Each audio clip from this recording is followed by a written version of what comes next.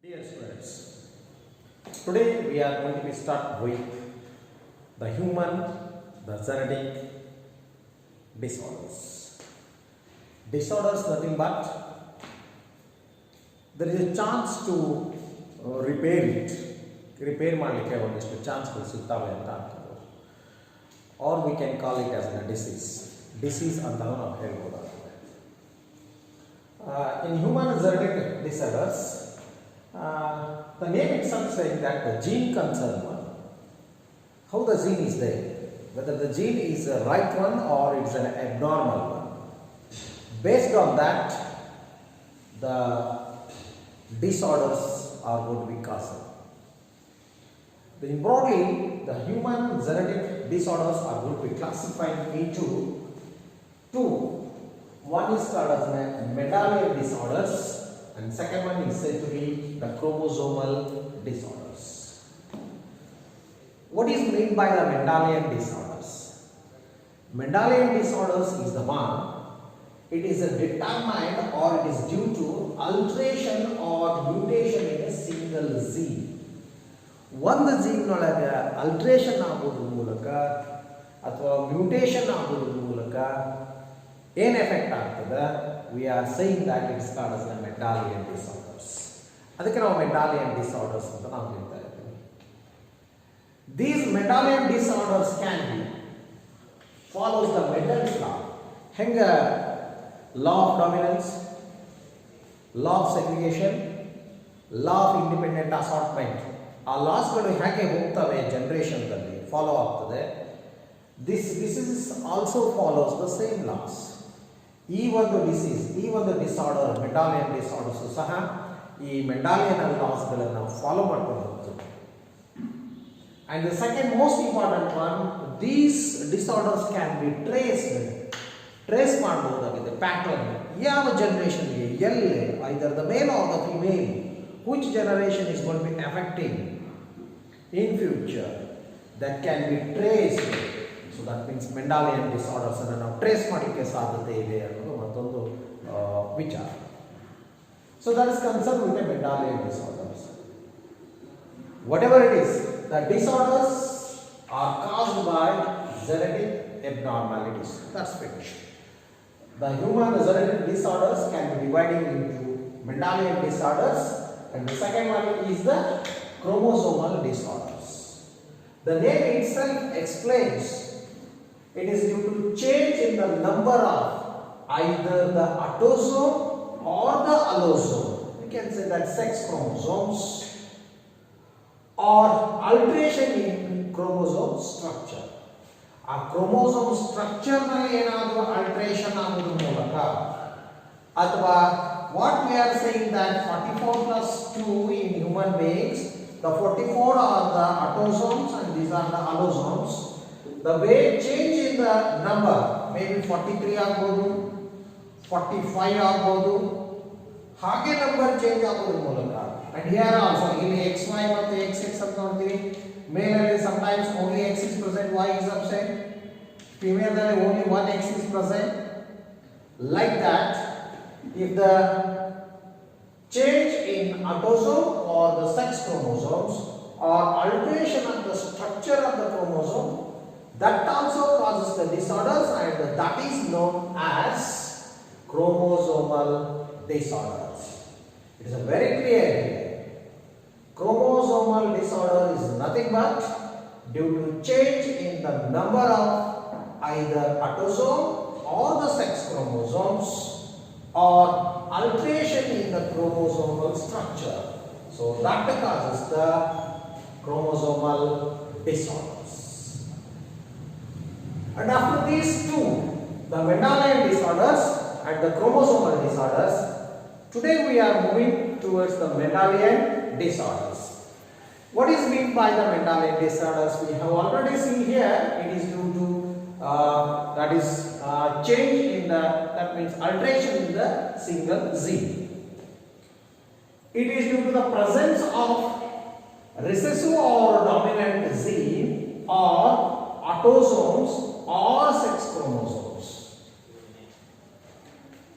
ಏನಿದೆ ನಾವು ಹೇಳ್ತಾ ಇದ್ವಿ, it is due to the presence of recessive or dominant gene, whether it is present on the autosomes or the sex chromosomes. Autosomes ಮೇಲೆ ಇದೆಯೋ ಅದು defective ಆಗಿರ್ತಕ್ಕಂಥ ಜೀನು, ಎಬ್ನಾರ್ಮಲ್ ಆಗಿರ್ತಕ್ಕಂಥ ಜೀನು, ಚೇಂಜ್ ಆಗಿರ್ತಕ್ಕಂಥ gene, whether it is over the autosomes or it is over the allosomes, sex chromosomes.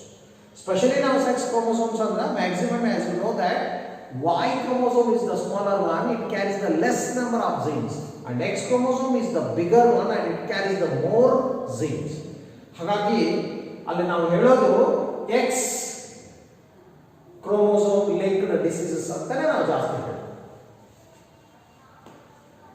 Now it is very clear. Mendelian disorder, it is due to the presence of recessive gene ಆಗಿರಬಹುದು ಅಥವಾ ಅದು dominant gene ಆಗಿರಬಹುದು. That is present on the whether it is an autosome or it is an allosomes. Based on that, the disease is going to be decided. ಹಾಗಾಗಿ ಈ ಮೆಂಡಾಲಿಯನ್ disorders ಅನ್ನ ಇದು recessive ಮೇಲೆ ಐತೋ ಅಥವಾ ಡಾಮಿನೆಂಟ್ ಜೀನ್ ಆಗಿತ್ತು ಅನ್ನೋದನ್ನ ನಾವು ಆಧಾರವಾಗಿ ಇಟ್ಕೊಂಡಾಗ, so we are saying that the Mendelian disorders could be divided into recessively inherited diseases and dominantly inherited diseases ಅಂತ ಹೇಳಿ ಎರಡು ಭಾಗ ಮಾಡೋದನ್ನು ನಾವು ನೋಡ್ತಾ ಇದ್ದೀವಿ. It is very clear. The Mendelian disorders, the gene is the dominant or the recessive. So based on that, recessively inherited diseases and dominantly inherited diseases ಅಂತ ಹೇಳಿ ಎರಡು ಭಾಗ ಮಾಡೋದನ್ನು ನಾವು ನೋಡ್ತಾ ಇದ್ದೀವಿ.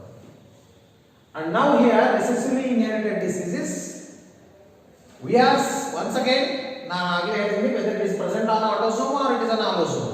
So based on that, autosomal recessively inherited diseases, allosomal recessively inherited diseases ಅಂತ ಹೇಳಿ ನಾವು ಎರಡು ಭಾಗ ಮಾಡ್ಕೊಳ್ತಾ ಇದ್ದೀವಿ, A and B.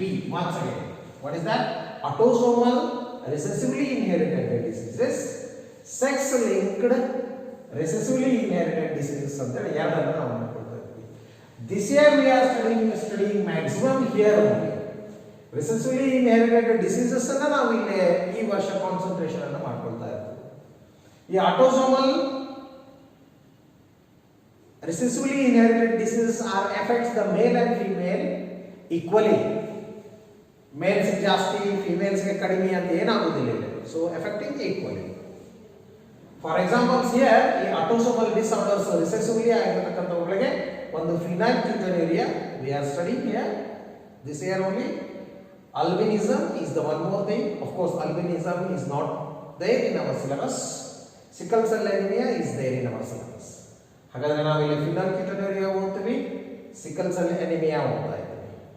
And sex linked inherited color blindness and also hemophilia ಇದನ್ನು ನಾವು ಸ್ಟಡಿಯನ್ನು ಮಾಡ್ತಾ ಇದ್ದೀವಿ.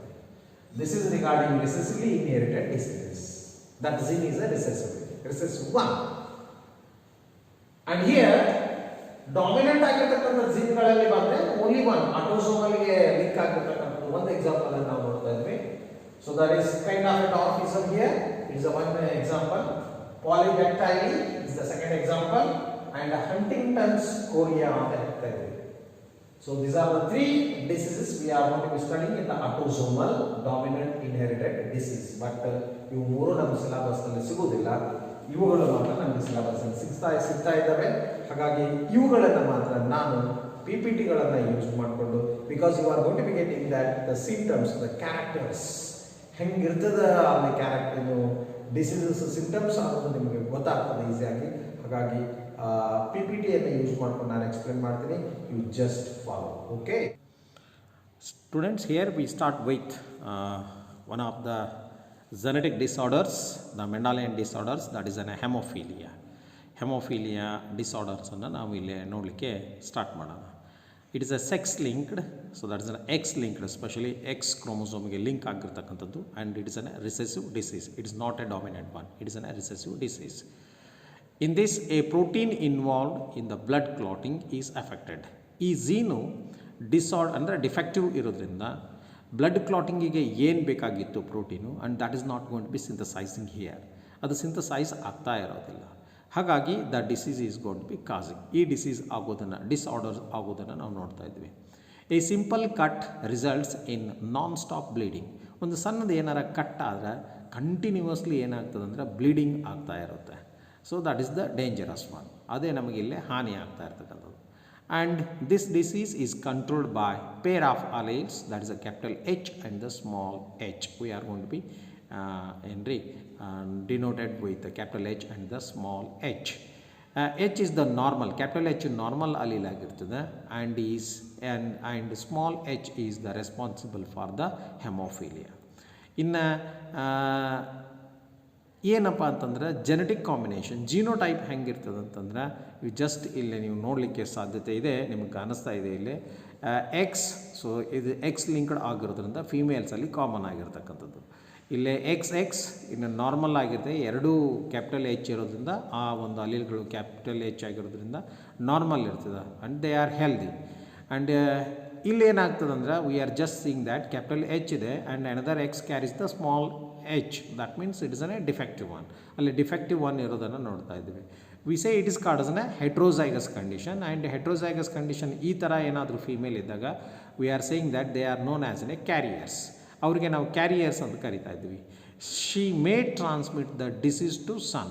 ಅವರು ಏನು ಮಾಡ್ಬೋದು ಅಂತಂದರೆ ತಮ್ಮ ಸ್ಪೆಷಲಿ ಯಾವುದು ಮಗನಿಗೆ ಈ ಡಿಸೀಸನ್ನು ಏನು ಕೊಡಲಿಕ್ಕೆ ಸಾಧ್ಯತೆಗಳು ಇದ್ದಾವೆ. And one more the genotype we are seeing that here both X are with small h. ಎರಡೂ ಎಕ್ಸ್ ಕ್ರೋಮೋಸೋಮ್ಗಳು ಡಿಫೆಕ್ಟಿವ್ ಆಗಿರೋದನ್ನು ನೋಡ್ತಾ ಇದ್ವಿ, ಡಿಫೆಕ್ಟಿವ್ ಝೀನ್ ಹೊಂದಿರೋದನ್ನು ನಾವು ನೋಡ್ತಾ ಇದ್ವಿ. This one is called as a haemophilic female ಅಂತ ನಾವು ಹೇಳ್ತಾ ಇದ್ವಿ. And here so then because it is a X linked one, ವೈಗಂತೂ ಇರೋದಿಲ್ಲ, ಹಾಗಾಗಿ X is with normal allele, capital H ಇದೆ, ಹೀಗಾಗಿ so they are the normal males. But ಅದನ್ನು ನಾವು ಇಲ್ಲಿ ನೋಡ್ತೀವಿ ಹೆಮೋಫಿಲಿಕ್ ಮೇಲ್ ಇರೋದನ್ನು ನೋಡ್ತಾ ಇದ್ವಿ. So that is small h over the X is present. It is inherited from the carrier, ಮದರಿಂದ ಬಂದಿರತಕ್ಕಂಥದ್ದು, ಅದು ಹೆಮೋಫಿಲಿಕ್ ಮೇಲ್ ಆಗ್ತದೆ. ಅಂದರೆ this person is suffering from the haemophilia. ಇವರು ಹೆಮೋಫಿಲಿಯಾದಿಂದ ಸಫರ್ ಆಗಲಿಕ್ಕೆ ಸಾಧ್ಯತೆ ಇದೆ. ಇನ್ನು ದ ಫೀಮೇಲ್ಸ್, ಸ್ಪೆಷಲಿ ಫೀಮೇಲ್ಸ್ಗಳನ್ನು ನಾವು ನೋಡಿದ್ರೆ in females hemophilia is a very rare. ಹೆಣ್ಮಕ್ಕಳಲ್ಲಿ ಇದು ಬರೋದು ಬಹಳ very rare, because it happens only when mother is least carrier. So compulsory ಏನಾಗಿರಲೇಬೇಕು, ಮದರಲ್ಲೇ ಲೀಸ್ಟ್ ದಟ್ ಕ್ಯಾರಿಯರ್ ಆಗಿರಲೇಬೇಕು.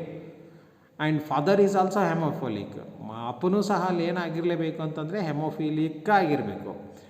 ಇಬ್ಬರೂ ಈ ಥರ ಇದ್ದಾಗ ಮತ್ತು she is carrier and is the hemophilic. ಹಿಂಗಿದ್ದಾಗ ಮಾತ್ರ ಏನಾಗ್ತದೆ ಅಂತಂದರೆ ಸಾಮಾನ್ಯವಾಗಿ ಫಿಮೇಲ್ಗಳಲ್ಲಿ ಇದು ಒಂದು ಡಿಸೀಸು ಕಾಣಿಸ್ಕೊಳ್ಳಿಕ್ಕೆ ಸಾಧ್ಯತೆ ಇದೆ.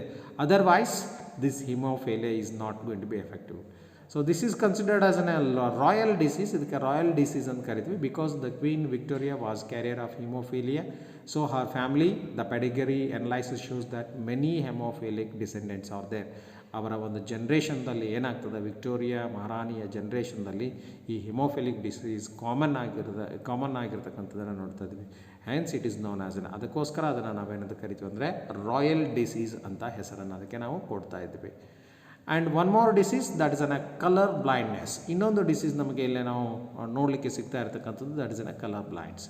It is a sex linked. This one is also X linked one. So, but this one is also recessive one. Recessive disorder ಆಗಿದೆ due to defect in either red or green cone. ನಮ್ಮ ಕಣ್ಣುಗಳಲ್ಲಿ ಕೋನ್ಸ್ಗಳು ಇರ್ತವೆ. So then these cones are responsible for the grasping or identifying the colorations. ಈ ಕಲರೇಷನ್ಸ್ಗೆ ಇವುಗಳೇ ಬಹಳ ನಮಗೆ ಮುಖ್ಯ ಆಗಿರ್ತಕ್ಕಂಥದ್ದು, ನಿಮಗೆ ಗೊತ್ತಿರತಕ್ಕಂಥ ವಿಚಾರ. ಹೀಗಾಗಿ ರೆಡ್ ಅಥವಾ green cone of I, may be ಇವು ಎರಡರಲ್ಲಿ ಯಾವುದಾದ್ರೂ ಡಿಫೆಕ್ಟಿವ್ ಇದ್ದಾಗ ಈ ಥರ ಕಲರ್ ಬ್ಲೈಂಡ್ನೆಸ್ ಆಗ್ತಕ್ಕಂಥದ್ದನ್ನು ನಾವು ನೋಡ್ತಾ ಇದ್ವಿ. It results in failure to discriminate between the red and green colour. ಇವು ಎರಡೂ ಕಲರ್ಗಳ ಸಪರೇಷನ್ ಮಾಡಲಿಕ್ಕೆ ಅವುಗಳು ಫೇಲ್ ಆಗ್ತಾ ಇದ್ದಾವೆ. ಸೊ ಆವಾಗ ನಮಗೆ ರೆಡ್ ಯಾವುದು ಗ್ರೀನ್ ಯಾವುದು ಅನ್ನೋದು ಗೊತ್ತೇ ಆಗೋದಿಲ್ಲ. So that is we are saying that colour blindness. ಹಾಗಾಗಿ ಅದಕ್ಕೆ ನಾವು ಕಲರ್ ಬ್ಲೈಂಡ್ನೆಸ್ ಅಂತಕ್ಕಂಥ ಹೆಸರನ್ನು ಕೊಡ್ತಾ ಇದ್ವಿ. It is due to mutation in some genes in X chromosomes. ಈ ಎಕ್ಸ್ ಕ್ರೋಮೋಸೋಮ್ನಲ್ಲಿರ್ತಕ್ಕಂಥ ಜೀನ್ಗಳ ಮ್ಯೂಟೇಷನಿಂದ ಈ ಕಲರ್ ಬ್ಲೈಂಡ್ನೆಸ್ ಆಗಿರೋದನ್ನು ನೋಡ್ತಾ ಇದ್ವಿ. ಆ್ಯಂಡ್ ಇಟ್ ಆಕರ್ಸ್ 8% ಆಫ್ ಮೇಲ್ಸ್ಗಳಲ್ಲಿ ಸ್ವಲ್ಪ ಜಾಸ್ತಿ ಅಂತ ಹೇಳ್ಬೋದು. ಆ್ಯಂಡ್ ಓನ್ಲಿ 0.4% ಆಫ್ ದ ಫಿಮೇಲ್ಸ್ಗಳಲ್ಲಿ ಕಲರ್ ಬ್ಲೈಂಡ್ನೆಸ್ ಭಾಳ ಕಡಿಮೆ ಇರ್ತದೆ. ಹಿಂಗಾಗಿ ಅವರು ಸೂಜಿ ಪೋನ್ಸ್ದೊಳಗೆ ಮತ್ತು ಈ ಸೀರೆ ಇವುಗಳನ್ನು ಕರೆಕ್ಟಾಗಿ ಕಲರ್ ಚಾಯ್ಸ್ ಮಾಡೋದ್ರೊಳಗೆ ನಾವು ಹೋಗಿ ಚಾಯ್ಸ್ ಮಾಡ್ಕೊಂಬಂದ್ರೆ ಬೇಯಿಸ್ಕೋತೀವಿ. ಯಾಕಂದ್ರೆ ಕಲರ್ ಬ್ಲೈಂಡ್ನೆಸ್ ಇತ್ತಂದರೆ ನಾವು ರೆಡ್ ಅಂತ ಒಯ್ದಿರ್ತೀವಿ, ಅದು ಗ್ರೀನ್ ಆಗಿರ್ತದೆ. Such kinds are there. ಹಾಗಾಗಿ ಭಾಳ ಕಷ್ಟ ಆಗಿರ್ತದೆ, ನಾವು ಮಾಡೋಂಗಿಲ್ಲ, ಅವರೇ ಮಾಡಿದ್ರೆ ಕರೆಕ್ಟಾಗಿರ್ತದೆ. This is due to the genes are X linked. ಇದು ಎಕ್ಸ್ ಲಿಂಕ್ಡ್ ಆಗಿರೋದನ್ನು ನೋಡ್ತಾ ಇದ್ವಿ. ಈಗ ಇಲ್ಲೊಂದು ಫಿಲ್ಮನ್ನು ನೀವು ನೋಡ್ತಾ ಇದ್ರಿ. ನಾರ್ಮಲ್ ಕಲರ್ ವಿಷನ್ ಹೆಂಗಿರ್ತದೆ ಅಂದರೆ ಅಫ್ಕೋರ್ಸ್ ಇಟ್ಸ್ ಅ ಗ್ರೀನ್, ಇದು yellow and here it's a red. ನಿಮ್ಮ ನಾರ್ಮಲ್ ಕಣ್ಣುಗಳಿದ್ದರೆ ಈ ಥರ ವೆರಿ ಕ್ಲಿಯರ್ ಆಗಿ ನಿಮಗೆ ಕಾಣಿಸ್ತಾ ಇರ್ತದೆ. But you are suffering from the colour blindness. ಈ ಗ್ರೀನ್ ಇರ್ತಕ್ಕಂಥದ್ದು ಸ್ವಲ್ಪ ನೋಡಿ ಡಲ್ ಆಗಿದೆ. ಓಕೆ, ಇನ್ನು ರೆಡ್ ಆಗಿರ್ತಕ್ಕಂಥದ್ದು ನಿಮಗೆ ಐಡೆಂಟಿಫೈ ಇದೆ. That means red one is a defective one. ಹಾಗಾಗಿ ಅದು ಸಹ ಇಲ್ಲಿ ಏನಾಗ್ತಾ ಇದೆ ಅಂದರೆ ನಿಮಗೆ ಗ್ರೀನ್ ಕಲರಲ್ಲೇ, ಲೈಟ್ ಗ್ರೀನ್ ಕಲರಲ್ಲೇ ಕಾಣಿಸ್ತಾ ಇರೋದನ್ನು ನೋಡ್ತಾ ಇದ್ದೀವಿ. So then one more is there here. Can you read the number in this figure? ಇದರೊಳಗೆ ನೀವೇ ಚೆಕ್ ಮಾಡ್ಕೊಳ್ಳಿ ಮನೆಯೊಳಗೆ, ಯಾರಿಗೆ ಇದರೊಳಗೆ ಇರ್ತಕ್ಕಂಥ ನಂಬರ್ ಕ್ಲಿಯರಾಗಿ ಕಾಣಿಸ್ತದೆ, definitely you are not a colour blindness. ಯಾರಿಗಿದು ಕರೆಕ್ಟಾಗಿ ಈ ನಂಬರ್ ಯಾವುದು ಅನ್ನೋದು ನಿಮ್ಗೆ ಗೊತ್ತಾಗೋದಿಲ್ಲ. So 100% you are suffering from the colour blindness. ನೀವು ಕಲರ್ ಬ್ಲೈಂಡ್ನೆಸ್ಸಿಂದ ಸಫರ್ ಆಗ್ತಾ ಇದ್ದೀರಿ ಅಂತೇಳಿ ನಾವು ಹೇಳ್ಬೋದಾಗಿದೆ. ಈ ಕಲರ್ ಬ್ಲೈಂಡ್ನೆಸ್ ಬಗ್ಗೆ ಒಂದಿಷ್ಟು ಇಲ್ಲೇ ಕ್ಯಾರಿಯರ್ಸ್ ಕನ್ಸರ್ನು ಒಂದಿಷ್ಟು ಪ್ರಾಬ್ಲಮ್ಸ್ ನಿಮಗೆ ಎಕ್ಸಾಮ್ನಲ್ಲಿ ಬರ್ಬೋದು. ಹಾಗಾಗಿ ಇದನ್ನು ನಾನು ಬೋರ್ಡಲ್ಲಿ I am going to be explaining in the next class. Okay, bye.